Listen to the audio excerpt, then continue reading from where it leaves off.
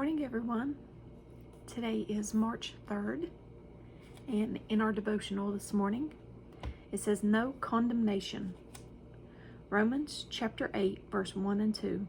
Therefore, there is now no condemnation for those who are in Christ Jesus, because through Christ Jesus, the law of the Spirit who gives life has set you free from the law of sin and death. John chapter 3, verse 17. God did not send his Son into the world to condemn the world, but that the world through him might be saved. 1 John chapter 3, verse 20. If our hearts condemn us, we know that God is greater than our hearts, and he knows everything. Romans chapter 8, verses 33 and 34. Who dares accuse us whom God has chosen for his own? No one. For God himself has given us right standing with himself. Who then will condemn us? No one.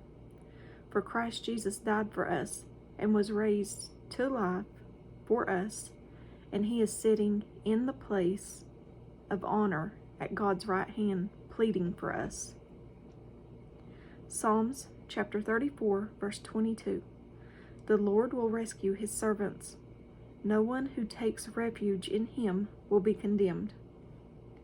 Isaiah 43, verse 25.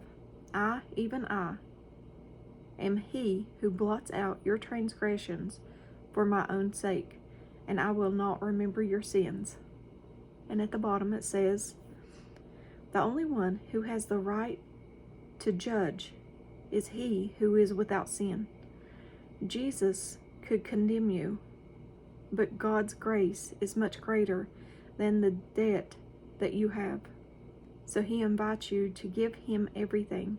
He took your judgment on himself so you can walk scot-free without any convictions. Nobody can judge you anymore because you are a new person in Christ, a child of the King, redeemed.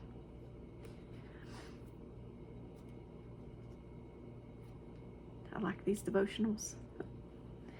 We are a child of the King. He's done so much for us, done so much for me.